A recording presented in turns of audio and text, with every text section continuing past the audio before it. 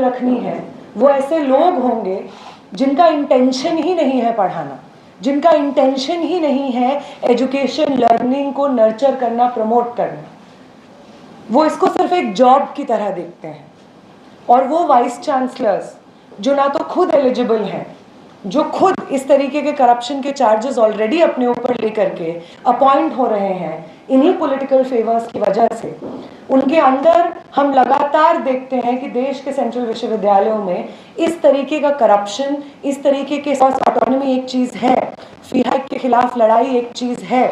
Curriculum को set करने की आज़ादी एक चीज़ है, political intervention, administrative bureaucratic intervention ना हो ये एक चीज़ है। लेकिन फंडामेंटल रूप से जो लड़ाई है,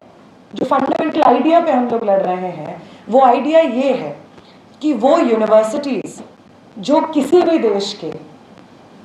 आइडियाज़ को रेगुलेट करने, जनरेट करने की जगहें होती हैं, उन पे अटैक करके उनका एक पॉलिटिकल रेजिमेंटेशन हो रहा है जो सच में जो इस देश के कॉमन स्टूडेंट्स हैं उनको सर्व कर रहा है। और दूसरी बात आई थिंक मैं वहाँ से शुरू करूँगी जहाँ से सर ने छोड़ा, जो उन्होंने अपनी कहानी बताई कि जब वो दिल्ली आए थे तो हिंदी इंग्लिश नहीं जानते हुए बहुत साधारण से परिवार से आते हैं, और ये एक पब्लिक यूनिवर्सिटी एजुकेशन का ही रिज़ल्ट होता है कि आज सर यहाँ पर बैठ रहे हैं और उनसे बात कर रहे हैं। ये कहानी सिर्फ सर की कहानी नहीं है, ये कहानी आप अगर पब्लिक यूनिवर्सिटीज़ में जाएंगे तो वहाँ के बहुत सारे स्टूडेंट्स की कहानी होती है। ये कहानी जो आम लोगों के सपनों को सच करने की कहानी होती है। आम साधारण परिवार से आने वाले लोग जिनकी इससे पहले की पीढ़ी शायद हायर एजुकेशन में नहीं पहुँच पाई थी, और ये इन पब्लिक यूनिवर्सिटीज़ की देन होती है कि वो पब्लिक यूनिवर्सिटीज़ में भी पहुँचते हैं और आगे जा करके ये देश में मीडिया में, गवर्नेंस में पब्लिक इंटेलेक्चुअल्स बनते हैं। ये देश खुद करते हैं। और आज के समय पे जो पब्लिक एजुकेशन सिस्टम पे हमला है वो इस सपने पे हमला है कि आम लोग जो समझते हैं कि एक बेहतर दुनिया पॉसिबल है, और ये सपना उन्हें यूनिवर्सिटीज़, पब्लिक यूनिवर्सिटीज़ और कॉलेजेस से मिलता है। ये सपना फलता फूलता इन स्पेसेस में है, इनके डेमोक्रेटिक इंस्टीट्यूशंस में है। इस सपने के ऊपर ये हमला है। जब हम रिपोर्टर्स कलेक्टिव की रिपोर्ट पढ़ते हैं, और इनफैक्ट जो साथी जेएनयू में आते जाते रहते हैं मीडिया के, वो ये बात अच्छे से जानते हैं कि वो 7 केसेस को देखते हैं, लेकिन अगर आप जेएनयू के स्टूडेंट से बात करेंगे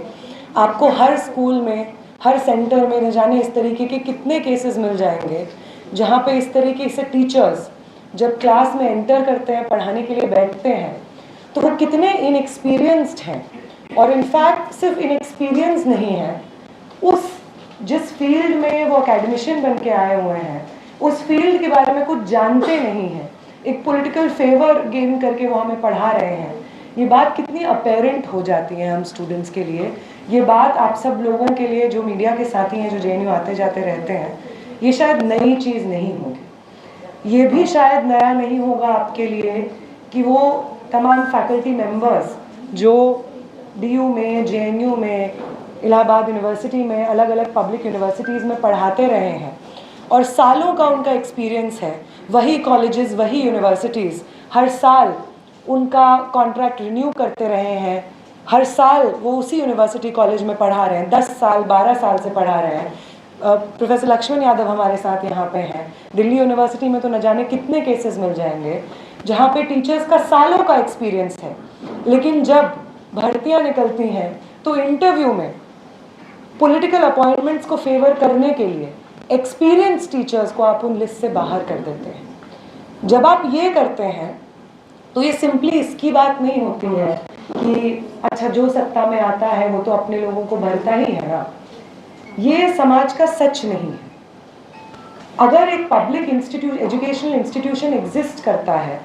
तो उसका काम ये है कि वो अगले जनरेशन के रिस्पॉन्सिबल सिटीजन्स प्रोड्यूस करेगा। देश खुद को कैसे देखेगा, समाज में क्या समझदारी होगी, चीज़ों को कैसे समझा जाएगा, उस डिस्कोर्स को सेट करेगा। और अगर ऐसे इंस्टीट्यूशंस में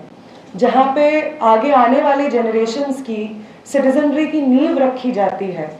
वहाँ पे जिन लोगों को ये नींव रखनी है वो ऐसे लोग होंगे जिनका इंटेंशन ही नहीं है पढ़ाना, जिनका इंटेंशन ही नहीं है एजुकेशन लर्निंग को नर्चर करना, प्रमोट करना। वो इसको सिर्फ एक जॉब की तरह देखते हैं। और वो वाइस चांसलर्स जो ना तो खुद एलिजिबल हैं, जो खुद इस तरीके के करप्शन के चार्जेस ऑलरेडी अपने ऊपर लेकर के अपॉइंट हो रहे हैं इन्हीं पॉलिटिकल फेवर्स की वजह से, उनके अंदर हम लगातार देखते हैं कि देश के सेंट्रल विश्वविद्यालयों में इस तरीके का करप्शन, इस तरीके के स्कैम्स जहाँ पे साफ सीधे तौर पे पॉलिटिकल अपॉइंटमेंट्स होती हैं, वो हम देखते हैं। हम देखते हैं किस तरीके से जो लोग मिनिमम एलिजिबिलिटी क्राइटेरिया मीट नहीं करते हैं 8 साल के एक्सपीरियंस का, उनको अपॉइंटमेंट, उनको शॉर्टलिस्ट कर दिया जाता है IQAC के माध्यम से। जिनका बेसिक पब्लिकेशंस का वही गाइडलाइंस जो सरकार की ही UGC बनाती है, वही गाइडलाइंस सरकार के द्वारा अपॉइंट किए गए वाइस चांसलर्स वायलेट करते हुए पॉलिटिकल अपॉइंटमेंट्स करते हैं। ये आप ही का सिस्टम है, इसके रूल्स आप ही के हैं, और इन्हीं रूल्स को वायलेट करके आप एजुकेशन इंस्टीट्यूशंस को आज के समय में बर्बाद करने की कोशिश कर रहे हैं। आप अगर इस देश भर में जो स्टूडेंट्स अपनी अपनी यूनिवर्सिटीज़ को, जो फैकल्टी मेंबर्स अपनी यूनिवर्सिटीज़ को, नॉन टीचिंग स्टाफ अपनी यूनिवर्सिटीज़ को बचाने की कोशिश कर रहे हैं, उनके संघर्ष को देखेंगे तो आपको एक बहुत कॉमन फैक्टर मिल जाएगा, जिसमें academic accountability, of course autonomy एक चीज़ है, फी हाइक के खिलाफ लड़ाई एक चीज़ है, करिकुलम को सेट करने की आज़ादी एक चीज़ है, political intervention, administrative bureaucratic intervention ना हो ये एक चीज़ है, लेकिन फंडामेंटल रूप से जो लड़ाई है,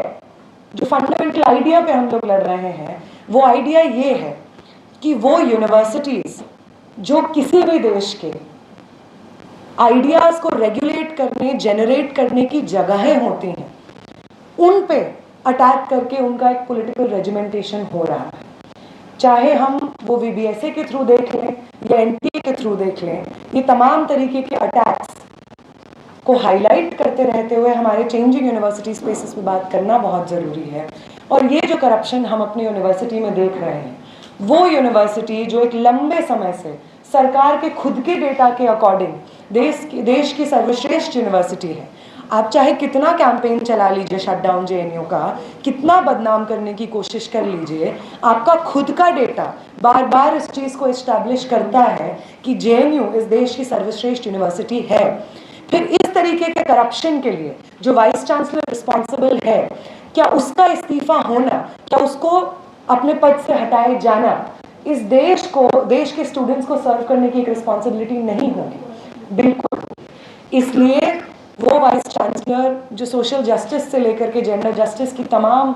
प्रिंसिपल्स को वायलेट करते हुए लगातार पब्लिक डोमेन में कमेंट करती रहती हैं, वो वाइस चांसलर जो JNU के एकेडमिक इंटीग्रिटी को कॉम्प्रोमाइज़ करने के लिए हमारे पुराने वाइस चांसलर से भी 4 कदम आगे बढ़ के आ रही हैं, उनका इस्तीफा